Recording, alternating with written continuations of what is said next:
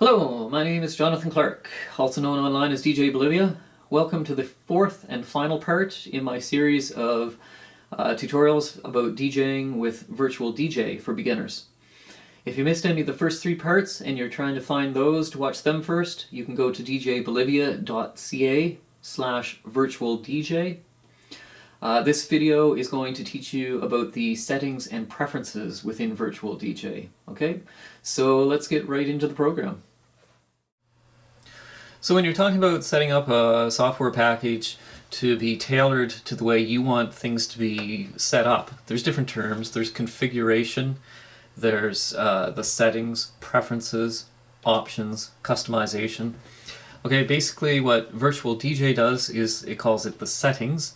And so if you look up here on the default home screen, there's a gear icon, settings. Okay, so click that, and you're going to see something that says audio settings. And actually what this is one of 8 different settings groups. So we have audio, interface, controllers, options, licenses, broadcast, record, and remote. So we'll go back up to audio for now. Now I'm going to flip over to the main page of virtualdj.com, and if you go to the download section, click on user manuals. And you do have to be online for this to work. Now if you scroll down through this page, you can see there's a lot of different options here. And so basically down at the bottom, the hardware operation and setup guides, we have guides for a whole lot of different controllers, and that's going to be important. So once you get a controller, you're definitely going to want to check out the guide for your controller. But for us today, we're going to open the top choice, which is the Virtual DJ user manual. And there's a lot of different sections in here, and since we're just talking about the configuration, the settings today, I'm going to go into this section specifically. Click there, and you can see some different choices that we have right here. And the only one that's missing is the remote. So anyway, let's start with audio setup, and I'll just click on it. There you go. Now the reason I want to go into this is because we basically have a very, very good online user manual here. And so I will try to go through and explain a lot of things my way. And in some cases, it may be that the Virtual DJ manual is more useful to you. In other cases, hopefully my explanation is better. Hopefully most of the time. Who knows? And anyway, so we're going to refer to 3 different things. We're going to be referring to the online manual, we're going to be referring to the screen itself because it has some embedded help and suggestions in it, and we're going to be referring to what I talk about. Okay, so looking at the software, we're in the audio settings. Looking at the website, online user manual, we are in the first page of audio setup. And on this page, you can see there's a screenshot here, and there's some red numbers, and these correspond to the different parts of the page. So the first part that I'm going to be looking at is going to be the audio settings. So we have the output section, card section, input section. And the output and sound card, are very, very closely intertwined. Okay. So basically, when you're performing with Virtual DJ, you're going to have to think about how you want your sound to come out of your system, out of your computer. So the most simple choice, which probably gets used quite a lot by home DJs, is to simply run the sound out of the internal sound card of your laptop, send it out through the speaker connection on your laptop, the master channel to a speaker connection, and then it just goes off to a pair of speakers. Now, if you've got this configuration, you are not able to use a set of headphones to preview stuff. And Virtual DJ often refers to it as PFLing, and what that stands for is pre-fader listen. And so basically a pre-fader listen in audio engineering terms means that you're listening to what's going through a channel strip before the fader, the volume fader, affects that signal. So you can still hear what's going on even if the fader's down. So a PFL listen, or a cue, queuing in the headphones, well, I guess I mentioned this earlier, but yeah, I've got another video that describes what queuing is like on DJ mixers, and it's a pretty complicated thing if you're just starting out. But anyway, going with this speaker configuration, you will not have the option to queue. So, is that good? If you're playing in a venue where you need to be beat mixing, you probably need to be able to queue, just to be able to figure out how to beat mix, because it's pretty hard to beat mix something if you can't hear it. However, there are other situations where you may not need to be able to queue when you're performing. And these are probably low-key situations, like, you've got a couple friends over on a Saturday afternoon and you're having a barbecue in the backyard. So you set virtual DJ up on your laptop on the back porch. People are drinking beer, having a barbecue, and so you're just playing some music through, and maybe the crowd that's over likes classic rock music. And so with classic rock, you don't really need to worry about beat mixing. It's a style of mixing that I call radio mixing, and basically you just wait till one song is about to end, you press play on the other. Don't need to cue for that, don't need headphones. Now if we move to a more professional setting where you do need to be able to queue, there are a couple different options. Second option here, speaker plus headphone. Well, imagine that you've got a laptop that has two separate sound cards in it, or two separate ways to route audio. So this laptop, say, has a speaker out connection. It also has a separate headphone out connection. And so I can set the sound card up to take two different streams of audio and direct them out, so I don't have to be listening to the same thing in the headphones that is going out to my speakers. Okay, so that's another option. And in that option, the speaker plus headphone, then your splitting of the signal is happening within your computer itself. Okay, and then the final option, external mixer. If you have an external mixer, which usually is controlled by USB, has its own sound card, and it connects to your computer, it's possible to send your signals out, and if you've got two different decks, you can send two different audio streams at the same time on the same wire. And that's because it's not an audio wire, it's sending digital data. And so if you've got this kind of capability, then what you can do is have your two decks in Virtual DJ, or four decks if you've got it set up that way. They're going through to your external mixer, and then you can do your queuing on your external mixer, because basically you'll have deck 1 going into channel 1 of your mixer, deck 2 going into channel 2 of your mixer. You can play either of them independently, both on, both off, and you can listen to either one independently in your headphones. And, if this is still confusing, this is where that learn to cue on a DJ mixer video of mine might come in handy. So that's the best option for a professional DJ, is you're probably going to be a lot better off doing your queuing directly with the headphones plugged into the mixer, rather than headphones plugged into the laptop. Okay? Now, moving over to the card, we have a couple different choices. Internal sound card is more of a simple setup, and it's when all you've got is your own laptop, and you're sending the signal out that way, sending it out over the speaker connection, stereo connection, and it just plays on external speakers. Now, if you don't have the option for headphones, but you want them, and you're limited to that one output, it's also possible for Virtual DJ to do what's called a stereo to mono split. And so what happens is basically you take your stereo signal coming out of the speaker port, and you get a cord which lets you split off that signal, and one side of your signal is going to go out to your speakers. Unfortunately, it will now be in mono because you're only using half of your stereo signal. But hey, there's a fair number of dance clubs out there that have mono stereo systems. It's certainly not unheard of. And when you're producing dance music, that's one thing you have to think about. There are a lot of clubs out there that are mono, and so you have to make sure you don't have stuff panned too much, even though it's, you know, it might sound great in a set of headphones, but maybe not so great in a club.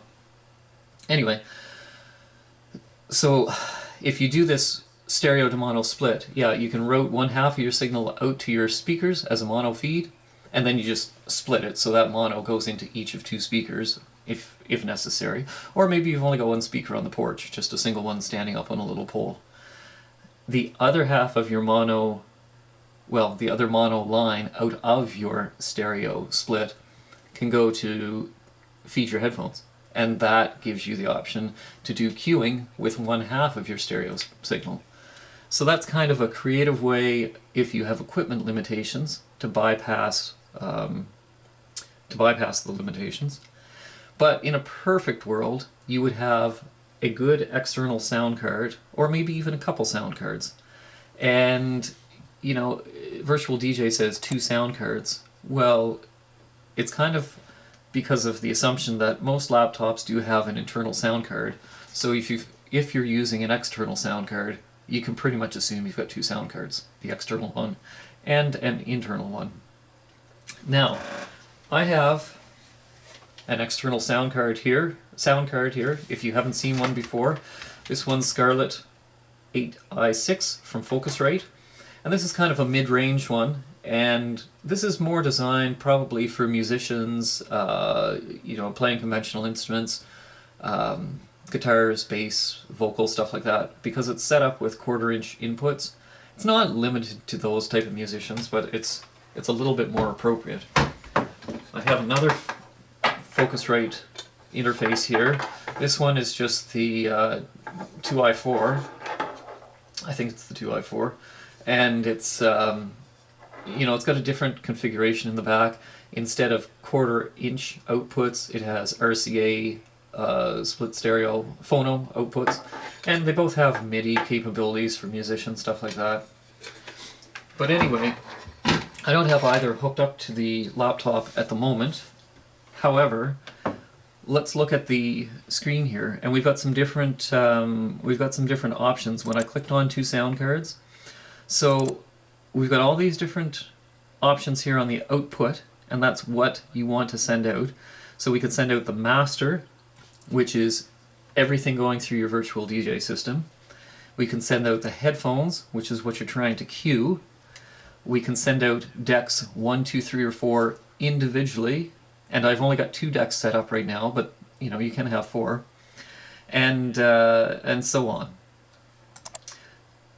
Same thing here. So let's say that we want to send the master out to something, and the master is going to, well, we have a couple different choices here.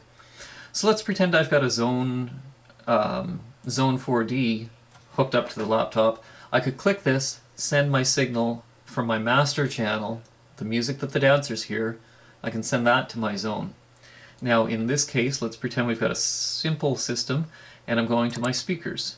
So I'll just click on that, and in this case, the sound, the master output would go through my laptop's internal sound card and just out that connection. Deck 2, well, I'm not really worried about that, but I am looking for a headphone signal so I can do some cueing. So when I choose headphones, in this case, I could hook up that, okay, there's a Focusrite driver. I could hook up one of these sound cards, plug it into the laptop by USB, turn on this setting, and what would happen is when I'm cueing within Virtual DJ, that signal, instead of going out the master line with everything else, that signal would go through the USB into my Focusrite sound card, and then I could plug the headphones into the sound card and hear a different signal than what's going out to the dance floor. Okay, I won't bother with that right now. And then over on the right hand side we have the input section, and so this is where with a microphone we can choose if we have multiple ways of getting sound into the system, because you might want to do some voiceovers while you're DJing. And so I have different options. I have the I have the small 3.5mm 1/8 inch input jack for an external mic on my laptop. The laptop itself has an internal built-in microphone. The sound cards that I hook up, well, I could plug a microphone into one of those and then have the microphone being pulled out of the signal that's going through there. So I have different choices. And then I'll turn that off since I'm not using one. Timecode signal, well, that is if I'm worried about, well, time coding, we're not going to talk about in this video. If you're doing beginning stuff, let's ignore that for now. And then line input, well, same sort of concept as a microphone, but a line input could be if you're using something like a CD player, or you're using something like a guitar plugged into a DI box that's feeding into a sound card that's going into the computer and sending your signal all the way through the system out to your speakers. Okay, line inputs, you're probably not going to be that likely to use those right away if you're beginning, so we won't worry about that. So basically that is the whole audio section. Okay, moving down to the next section, graphical interface. So graphical interface basically is your skins. So you can see how this one is set up. This is kind of blocky in design. It's kind of simple. It's clean, but it's simple. Now, what if I wanted to have a different look to my system? Well, you can go download more skins. And if I click on that, brings up a page on the Virtual DJ website, and you can see there's all kinds of different skins here. And I won't bother downloading one right now, but I did download one a little while ago called the V8. And so if I click on that, oh, did you just see the background all changed while I did that? Okay, so I'll close the settings here for just a second. Do I want to apply the sound configuration changes? No. So, different skin, very different look to the system. Okay, so that's how you change the skins. Pretty simple. Let's move on. Controllers. Okay, so this is the section where if you have a controller, external controller of some type, a keyboard, APC40, a launchpad, Novation, you know, all kinds, there's hundreds of them. This is where all the configuration stuff goes. And you're, basically, if you're going to get into this, if you're a beginner and you're getting into controllers, hopefully when you plug it in, it connects automatically and everything's good. And so when I say connects automatically, you can have different options, and this won't show up. Well, let's go into the let's go into things here. Controller. Wrong page. Controllers. Okay, there you go.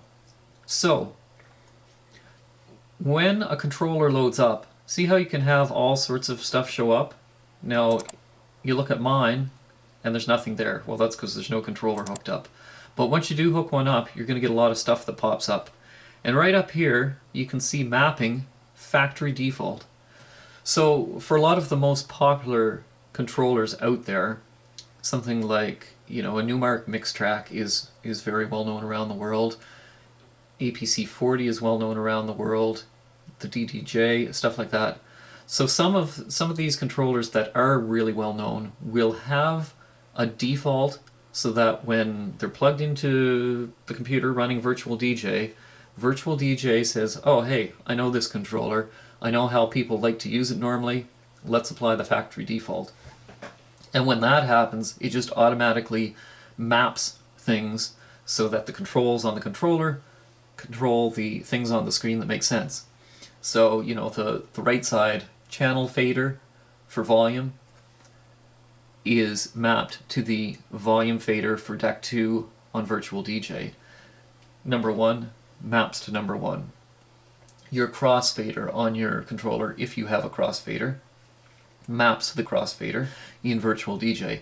So, you know, a factory default mapping should make sense. Now, if you don't want to go with the factory default, you can go into a custom mapping, and what happens there is you can change things around. So, you know, you could start with you could start with a factory default, but if you don't like, say our EQ settings are on some knobs up at the top of your controller, and you don't like them up there, you'd rather have them at the bottom, well, you can custom map so that those knobs at the bottom that you want to use for your EQs get tied into the EQ controls. Okay? So your manual, you should go, you know, let me see if I can find this quickly. So going back up to the main page of the menu, there we go. There's all our different controllers, and that's what you're going to want to look at if you do decide to hook up a controller. I won't get into that in too much detail because that's more of an advanced thing that a lot of people, beginning DJs, will not be playing with. I mean, you might be, but you're probably going to plug something in and just let it do its automatic default settings. Okay, so next, options. Is that the next one here on the screen? Yes, it is. Okay, now this can be one of the more confusing things. This is, yeah. So up at the top here we have a drop down, and we can have most used settings, modified settings, all settings. If I go into modified, the list of settings is very small. I can't actually scroll up and down through it because they're all on the screen right now. And those are ones that I have changed, so it just shows the ones that have been changed. If I go to most used settings, well, there's still a fair number of settings, a couple screens worth, but it's the ones that you're most likely to play with as a beginner. If I go to all settings, all of a sudden there are tons and tons of settings here. You know, there's well over 100 different settings. A lot of these you will not be playing with as a beginner, so I'm not going to go through all of them. We'll go back up to most used settings. Now, on your online manual, user manual, we click on options, and you'll see a little screen here, and normally you click through the thing by clicking on the bottom right. Well, that takes you into licenses. That's not what we're looking for. Down here, see the complete list of available options in their descriptions. So we'll open that, and then you can scroll down, and you can see there's a page here with tons of information. Now this page gives you info on all settings. So if you're looking, as we look through this in the next couple minutes, at the most used settings, there's going to be things on this page that don't show up, and so you might wonder where they are. Well, they're in Virtual DJ, they're just not, they're not in the most used section. So, we'll go through this as quickly as we can. Language, English, drop-down menu. If I want to change it to, say, Spanish. Okay, it's changed. Now, none of this has changed on the screen. You can see it's still English. And if you look out to the side, everything is still in English. Oh, wait. No, it isn't. There you go. So basically, once you close it down, well, there's some things that won't change. So I open it back up again. However, now my language is in Spanish where possible. Okay, but I'll stick with English for now. Although I do have a lot of Spanish-speaking people that watch my videos, which I like to see. Play mode. Play stutter, play pause. Well, the best way to demonstrate some of these is to just play them. So, first of all, I'm going to go back into my screen, and I'm going to go back to the default setting. There we go. Okay, options. Play mode. Play stutter or play pause. Well, let's see what it says. Select if the play and stop buttons act as play stutter and pause stop, or play pause and stop. That makes almost no sense until you start experimenting. So let's bring up one of my tracks. We'll go with Hijack. And we'll press play. bring the volume up a little. Okay, so if I press play again, you can see what is happening. As soon as I press play again on the mouse, it goes back to the beginning of the song. Watch this. Oops. Goes back to the beginning of the song and continues to play. If I hit stop, it stops in place. Now, we go back to options and we change the play mode to play pause. Now, if I press stop, it goes back to the beginning. See, it goes back to the beginning. And if I press the play pause, it actually stops in the same spot. Okay? I prefer the play stutter approach, so we'll put it back to there. Now, cue mode, we have three options: cue, cue hold, and cup. And when you look at them on the screen, it's going to be QUE, QUH for cue hold, or CUP for cup. Okay? So for these three settings, cue mode, select if it acts as a cue.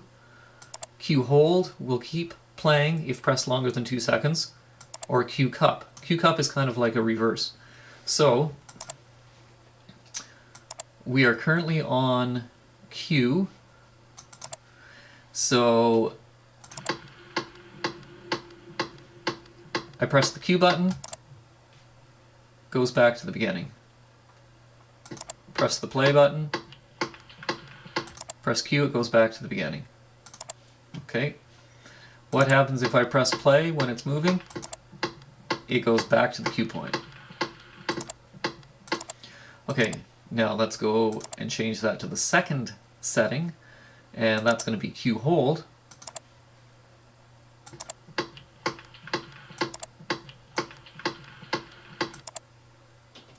Okay, so what I've just done, while it was playing, I clicked on the mouse, and I have not let go yet. I clicked but held, and you can see that it's still lit up and that nothing is moving, but as soon as I let go, nothing happens. Okay, let's try that again.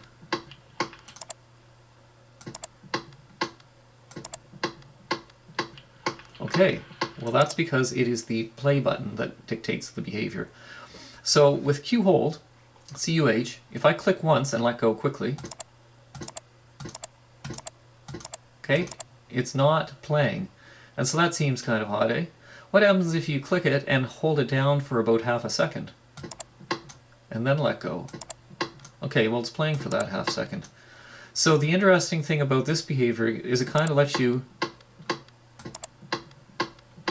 preview that first second or so, and as soon as you let go of the mouse, boom, it's back to your cue point. Now, what if you decide that you're in a good spot and you want to let it keep playing? How do you do that? Because you can't move over to the play button and click play, because as soon as you let go of the mouse, it's going to go back to the start. Okay? So CUH, cue hold, has this setting. It's the 2-second rule. So if you hold the mouse button down for 2 full seconds and then let go, instead of going back to the beginning like it was just doing, it's going to keep playing through. Okay? So I'm going to do a couple things to demonstrate. I'm going to say push, release. So push, release, push, release. We'll do it a little longer. Push, release. Okay, this time we'll do it for more than 2 seconds. Push, release, and it keeps playing. Okay, and then the final cue setting, options, cue mode, cup. Cup, like I said, is kind of an opposite thing.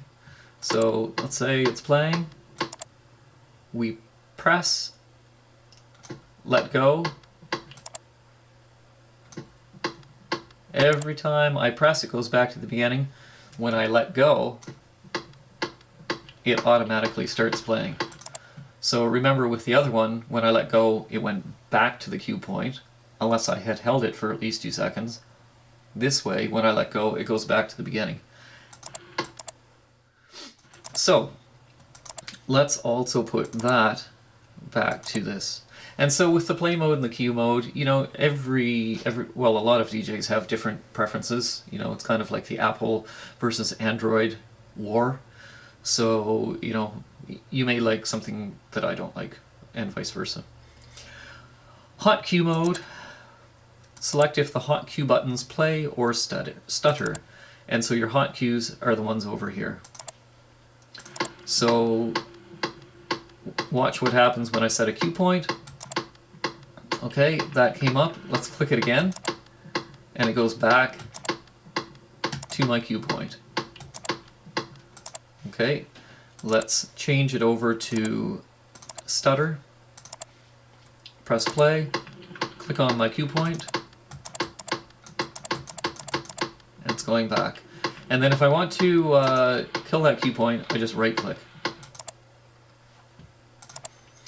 Okay, what's my next setting here? Settings, options, smart play. Okay, smart play automatically starts from the nearest position that would get the song beat matched. Same thing. So basically, if when you start something, if it's not synchronized to the beats of another track that's playing, if it's off by part of the beat, it will either jump ahead to the next beat or jump back to the next beat, whichever one is closest to synchronize the two songs.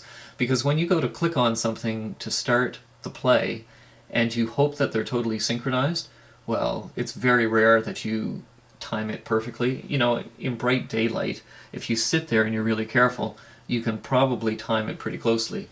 But when a whole lot of things are happening, when you're in the middle of a performance, it's very easy for you to be off by 10 milliseconds, and 10 milliseconds throws your beats off by quite a bit. Okay?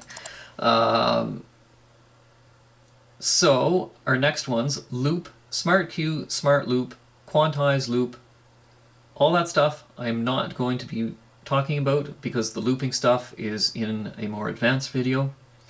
Smart scratch, that's a good one to know. Automatically mute the volume when scratching backwards. Okay, so right now our smart scratch is on, and so let's see what happens when we go forwards and backwards. Okay, so I don't hear anything when I'm going backwards. If I turn off smart scratch,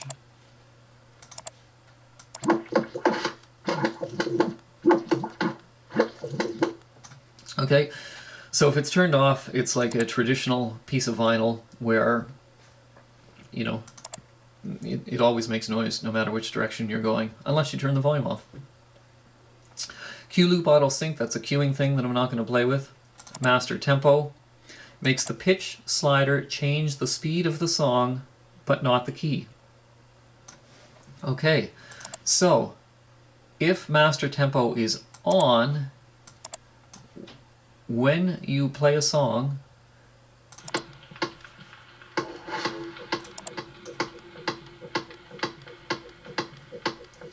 and you change your pitch, let's see if we can hear the difference in the key.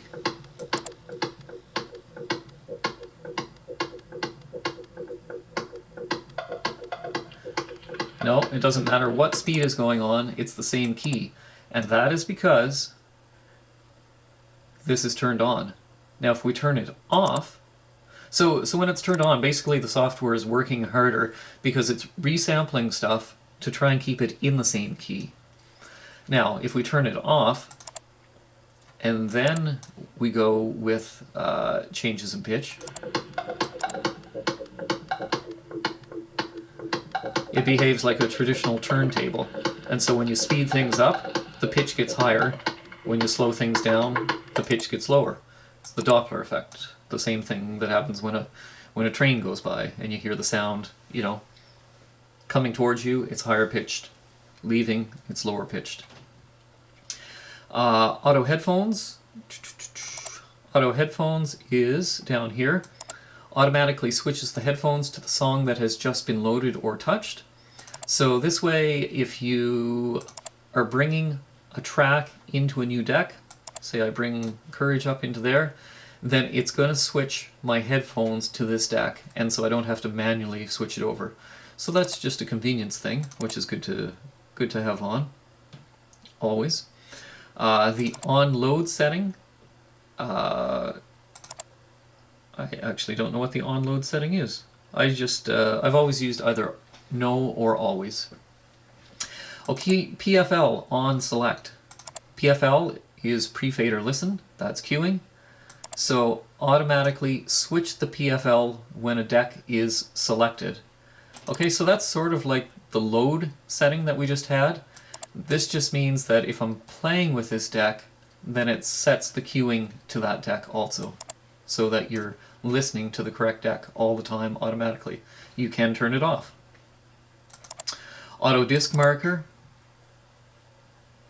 automatically puts the dome line back to 0 degrees on cue points. And so the dome line is this thing. So here my dome line is not at 0 degrees, it's off at about probably 285 degrees. This one, pointing straight up, that's the 0 degrees. So basically, if auto disc marker is turned on, anytime you go to a cue point, your dome line goes to the top center. And that's just a visual thing that I think beginners tend to appreciate that, because they can see, you know, there's the cue point, they can move it back a little bit, forward a little bit. Well, it's the same concept here, and any turntablist who grew up playing vinyl will be more familiar with this, because, you know, a vinyl record doesn't automatically face one direction when you're at the spot you want to play with. You have to get used to it in all 360 degrees. The loop stuff here we're going to skip over. Display time, spent, left, total. So spent means time elapsed, and so you can have it showing how much time, your main time display, how much time has been elapsed in the song that is playing. Left is remaining, so that's sort of a countdown towards the end of a song. So, you know, if you're 4 minutes and 48 seconds into a song that's 5 minutes 48 seconds, when you've got it on left, it shows the countdown. So it shows 1 minute left. Tooltip, yes or no? Well, if you have no and you hover over stuff, nothing shows up. See, I'll hover over these two for a second. Nothing. But if I turn it on and I hover, after maybe a second or so, you get that little hint box that shows up. And there's hint boxes for all kinds of stuff all over the place. So those hint boxes are pretty good. Tooltips, not a hint box. And then finally, load security. Oh, that's a good one. Basically what the load security means, if I'm playing something in this track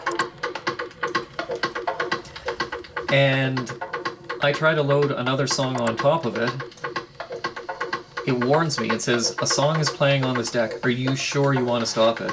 Nope, that would be bad, because that would go out to the dance floor. If I set it to silent, it's the same thing. It's like a warning, but it doesn't actually show the warning on the screen. It just doesn't let you do it. So I try to drag something onto it, it just won't let me.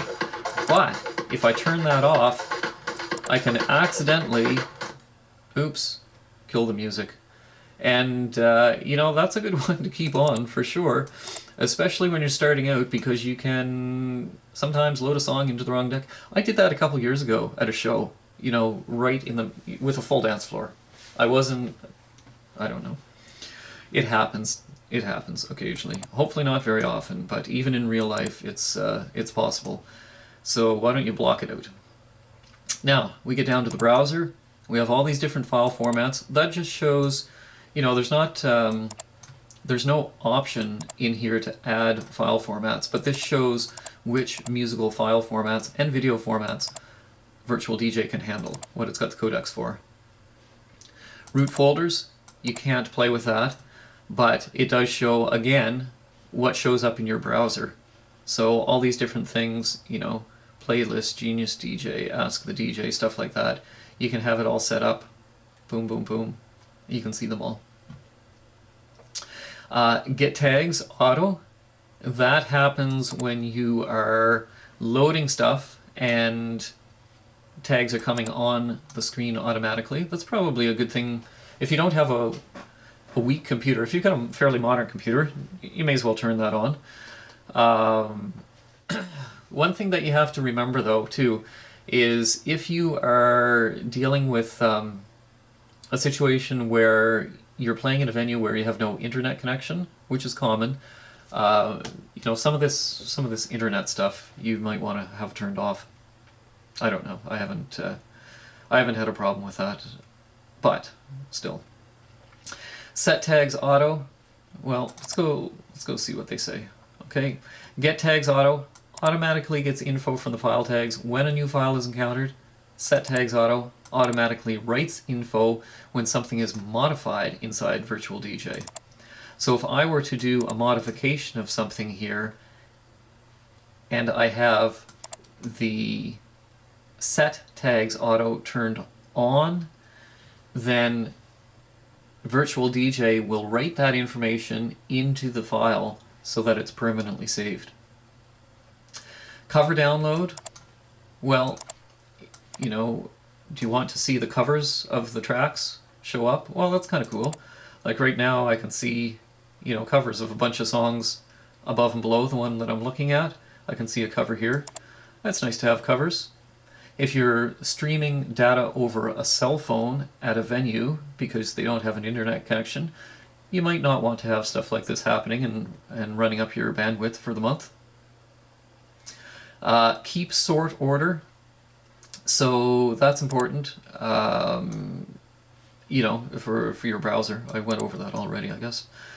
Browser first search by letter. I've gone over that. Cover flow, auto search database.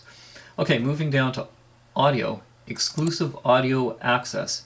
If I have that turned off, then I can run another audio program separately in a different window, and that other audio program will be able to access my sound cards.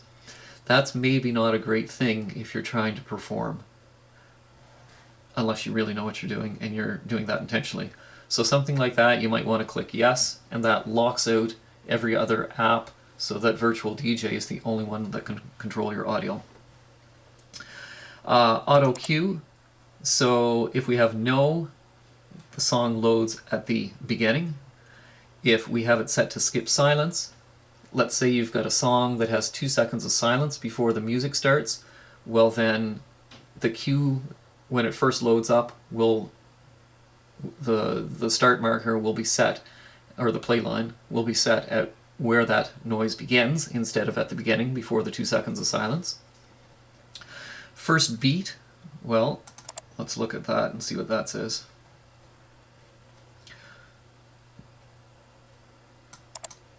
Automatically goes to the first cue or first beat when a song is loaded. I thought it said more about that, to be honest. That's why I went there. First beat is only going to work well when you've got good strong beats at the start. Okay, so that's a little bit different than first noise. Cue, if you've got a cue point saved for the file, it'll load up so the play line is at that first cue point. And cue skip silence is kind of a combination of the two, and so what'll happen is it will skip silence if there's no cue point.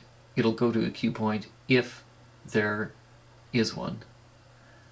The alternative, if you have it just set to cue and there's no cue point, it starts at the beginning. It doesn't skip the silence. Okay, auto BPM match. Smart? No, always. Well, smart only kicks in when the song has a fairly steady beat. So basically Virtual DJ is trying to be smart about it and say, well, hey, this is a really obvious beat, I know it's right, I'm going to use it. But if Virtual DJ thinks, it's not the greatest beat, I hope I analyze this correctly, then it won't use it. If you set it to always, then yes, it will always analyze and do its best, instead of analyzing it and only doing the BPM match if it's pretty confident. Auto gain. means no, it will not play with the auto gain. Auto means it will automatically bring it up so that the peak points of the song are at full gain, 0 decibels. So, you know, there's songs out there, there's albums out there that were mastered poorly when they were released, and sometimes the peak volume levels, peak signal levels in tracks on the album are not at full volume, not at full signal, not at 0 decibels. And, you know, what's a good example of that? In Canada, there's a Canadian band called Trooper, and they had a greatest hits album many, many years ago. And, you know, tons of Canadians knew it. I bet you that thing was mastered at about 8 or 9 decibels below full volume. So when you play a Trooper song sandwiched between 2 other songs, it's super quiet. So that's bad. So this auto gain would bring the volume of that up to a top level at 0 decibels. Remember, if you've got that set, what it does is remember what you had your gain set at the last time you played that song. Auto plus remember is another one of those combination ones where if you've played it before and it has been memorized, it will use what it was at the last time. Otherwise, it will bring it up to auto instead of leaving it untouched. Auto key, well, that is associated with pitch control, well, key control. So, where is it here? Automatically change the key when a song is loaded to match the key of the song on the other deck. So if you've got that turned on, and this deck is playing a song at in this key, and you bring another song into this deck, then it can change the key to match that one. And mixing in key is probably not something you want to do with classic rock songs. You know, people don't expect it. Those songs should be untouched. If you're talking about trance songs are meant to be mixed in key. And if you play 2 clashing keys as you're mixing from one trance song to another, it's going to sound bad. So, with trance music, for sure you're going to be wanting to try and mix in key. Other genres, it totally depends on the genre. Like techno, minimalist techno doesn't have a whole lot of melodic stuff in it at the best of times, but certainly the start and end of a track is not going to have melodic elements. And so with techno, minimal, you should be able to mix stuff without even caring the slightest bit about what key it's in. So, depends on your genre. Now, reset pitch on load. That is right down here. Automatically reset the pitch to 0% when you load a new song. And so what does that mean? Well, if my pitch is down here and I bring in a new song, it didn't change it. Whereas if you have, where did it go?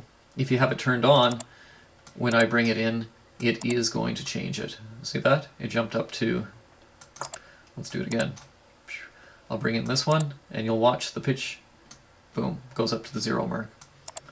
Okay, that's probably something I would normally leave turned on.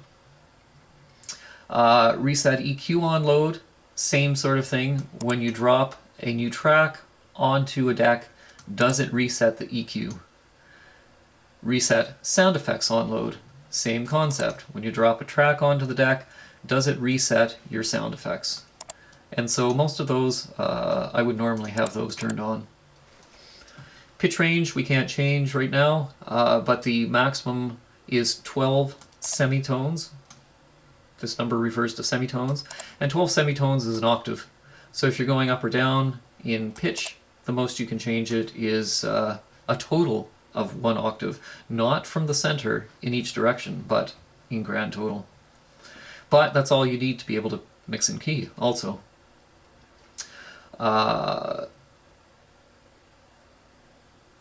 Crossfader curve, well, your turntablists are going to want to play with that a little bit more, and it just refers to your crossfader curves. You know, as you're moving over to the left side, is it going to come up sharply right away, and then as you move the rest of the way across, it stays almost at full volume?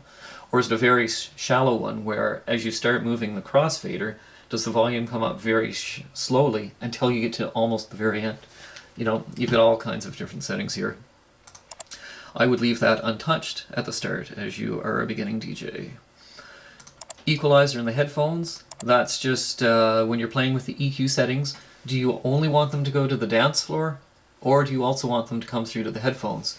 Because if you have, let's say you're bringing a track in and you've got the bass dropped a lot and you've got the mids dropped a fair amount, and so all that's really coming through is some tinny hi-hat at the beginning of the song.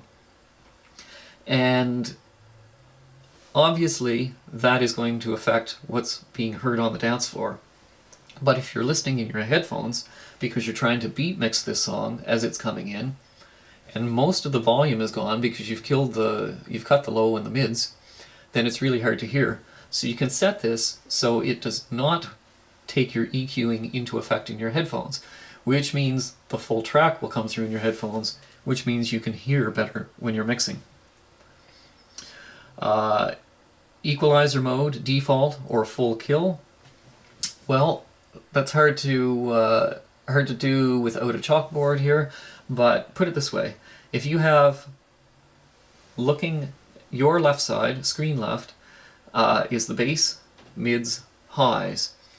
If you're cutting out the default traditional, it's kind of a narrow valley in the lows, narrow valley in the mids, narrow valley in the treble. And so if you cut all three of those out, sure, it's going to cut the frequencies where those three bands are, but there's also space between the bands where there is not as much of a cut. And it's because it's called a roll-off in equalization. So it's not like, you know, if you've got an equalizer that stops at 1000 hertz, it's not like everything above that. So let's say we're doing a high cut at 1000. So if you cut stuff out, it's not like everything at 1001 and higher completely disappears. No, what happens is it rolls off, and they describe it as a cut of X number of decibels per frequency range, per octave, okay? So an octave is a doubling in pitch. So if you've got a 16 decibel per octave roll-off starting at 1000 hertz, well then at 1000 nothing is being chopped out. As you move up to the next octave, a doubling of frequency to 2000 hertz. By the time you get to 2000 hertz, if you've got a, 16 decibel cut per octave, then your sound is down by 16 decibels. Go up another doubling to 4000 hertz, your sound is cut 32 decibels from the original, down another 16. That's kind of an advanced thing, maybe I didn't need to tell you that. Video. Okay, so if we have the capability to play videos because we have the right equipment, then start video on load, yes. Well, that's simple. When you drop it onto a deck, does it start playing automatically, yes or no? Letterboxing. Okay, so there's different aspect ratios to videos. So if you've got traditional HD footage, HD is a standard where footage is 1920 pixels across by 1080 pixels high. And so there's a certain ratio if you divide one number by the other. And there's other standards out there. So as video quality has developed over the last decade or so, we've gone through some different standards, and some of them have different aspect ratios. So if you compare one of the two types of 4K footage that's out today, 3840 by 2160 pixel resolution, that is the same aspect ratio as HD footage. So if you are playing an HD video and you bring one of those type of 4K videos over top, it's going to look like it has the same relative ratio between the height and the width. Some video does not have the same aspect ratio, and this applies in still photographs too, digital photography. So you can have aspect ratios of things like 3:2, or you could have an aspect ratio of 2:1 or 16:9. Okay, so anyway, if you're mixing two different clips of video, they don't have the same aspect ratio, then one of them is not going to look correct. And so Virtual DJ has to know how to deal with it. When the second one comes in, does it put some black bars at the top or at the sides to make it look normal? Or does it expand the new one so that it expands horizontally to overlap the old one and vertically to overlap the old one? But if the expansion on one of those two directions is different than the other, it's going to look stretched. So, like, say we had to expand by 30% on the width, but we only had to expand by 10% on the height. Well, then when you look at this new video, everyone's going to look fat and stretched out.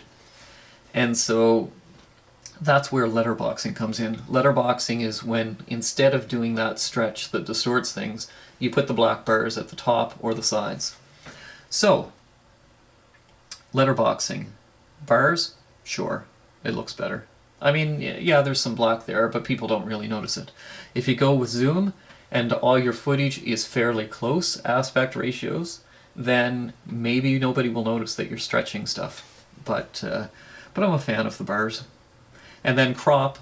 Crop is kind of similar to bars. It doesn't change the aspect ratio, but it makes it bigger so that you don't have to have the black bars. But of course, you know, say you've got black bars letterboxing on the sides of a new video. If you make it bigger so you don't have to stretch, and you're changing the height at the same time, then the top and bottom all of a sudden aren't in your viewing area. Those will be cut off. So that's called a crop. Video volume link and video only. Well, volume link, if set to true, moves the volume sliders, automatically moves the video levels. And so basically what that's saying is, you know, when you go into your video mixer, these sliders on each deck are tied to your volume sliders. So as you increase the volume, you also fade in the video. Or as you decrease the volume, you would also decrease, see, they're tied in. You also turn off or fade out the video. Karaoke, well, it's pretty simple. Karaoke, background music. So that just picks which folders used to play the background music when you're not playing a karaoke song. Background image, you know, that's your default visual. Karaoke show singer list, if you've got people queued up and they want to know what's next, who's next, well, this displays that list on the screen when you're not actually doing a karaoke song. This won't matter for most of you, but if you're setting up a karaoke event, it does matter. Skins, colored waveforms. Okay, well, let's look at that. Okay, so you can see this is our setting right now, monochrome. The blue is on the left, red is on the right, RR, red, right. Each of those is a single color. Now you can change it so it's neutral, which has a mix of reds and blues, which is confusing. You can have ultra blue, which means the thickest parts, the most strength of the signal, are the darkest blue. You can also do that with red, so the deepest reds show where the song has the most signal, where it's the loudest. Per deck, well, that changes things based on each deck. But, you know, I kind of like this setting. And that way you can tell where the song is loudest by the amplitude of the waveform. You can see that quite well visually. Controllers, well, we've already talked about that with controllers. The sampler, that's for advanced stuff, and auto mix mode. Okay, so that's good enough for the options. That gives you a good overview of most of it. Licenses, very simple. You bring that up and you can log yourself out. You could log somebody else in if you needed to. Here we can see what my license situation is. Current license, subscriber, expires in 27 days. And if I had bought the full version of the program, then I could enter my, well, it would actually pop up. So these are different options. Unlock a new controller if I wanted to permanently pay for a per controller license. Over here, this is my subscription. I already have it, so that's why it says already have. No need. Actually, that seems backwards. I said that backwards. Content unlimited, that's your different types of content unlimited plans. The audio plan for music only, the karaoke plan, $19.99 a month, video plan, $49.99 a month. So that's pretty straightforward. Broadcast, we're not going to get into broadcasting in this beginner's video, but that's the screen if you want to go PC to PC direct or do a radio server episodes podcast. Come down to the record, and what you can do is browse and pick a file name, and you can tell what kind of quality of audio file you want to send out, and then you can start recording. And the only thing that you'll have to realize is that if you have a content unlimited subscription, those are not allowed to be recorded because of the licensing regulations. So if you're having problems, you do have content unlimited and you're trying to record and you're doing it through Virtual DJ, then it's not going to work. Now, I mean, sure, people will put an audio recorder, like a separate hardware physical audio recorder, out by their speakers and record it that way, but you're not supposed to. And so that's why it's blocked off. And then finally, remote. Well, download Virtual DJ Remote for your iPhone, iPad, or Android device, so you can set up a remote control. Okay, so basically those are all of our basic settings. So you can see that it was pretty straightforward. Now again, if I were to go into my options and go to all settings, then certainly my options would be a lot more complicated, because look at this. The browser alone, look how many settings there are. From here up to here, yeah, there's a couple dozen there.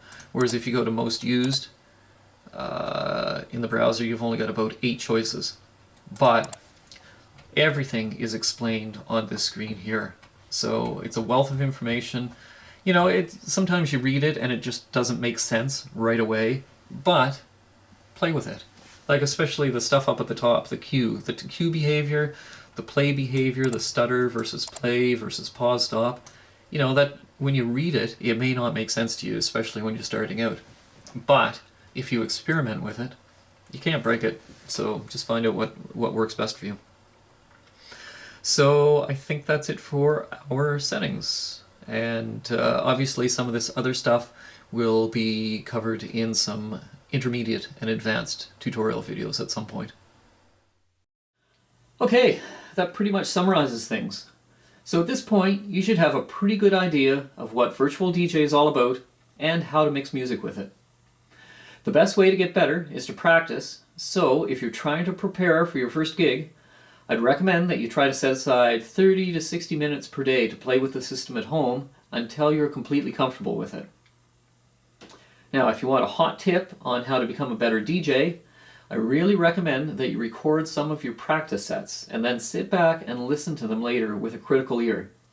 So, were the volumes consistent from track to track? Did you avoid any dead air between songs? Did the mixes sound smooth when you were transitioning from one song to another? Did the flow of your set, your programming, your music choices, your order of music, did that seem logical? Or were you jumping rapidly back and forth between genres? Weak programming might clear your dance floor, or a bad track might clear your dance floor. So pay a lot of attention to that. If you're practicing for about an hour a day on average, I don't see why a new DJ wouldn't be ready for a small public show in less than 3 months. I've occasionally seen someone pull off their first show in just a few weeks in an emergency, especially if they already knew a lot about the music that people would want to hear. I'm going to leave you with a couple of demonstration sets that I recorded. If you go to djbolivia.ca/virtualdj, you'll find the links to these videos, and I'll also put some cards up on the screen for them. These were a couple different episodes of my weekly tech house and techno radio show, Subterranean Homesick Grooves. For the first set, Subterranean Homesick Grooves episode 351, I used just the keyboard and mouse and a Newmark Mixtrack controller during my performance. For the second set, Subterranean Homesick Grooves number 352, I used an Allen and Heath Zone 4D mixer controller. Again, not something that most of you can afford, but it's good for you to see the capabilities of Virtual DJ when you pair it with some high-end equipment. Okay, so thanks a lot for your interest in my Virtual DJ tutorial series, and best of luck with your DJing. Again, if you want to find more of my tutorial videos, visit djbolivia.ca/videos. I'm Jonathan Clark. Thanks for watching.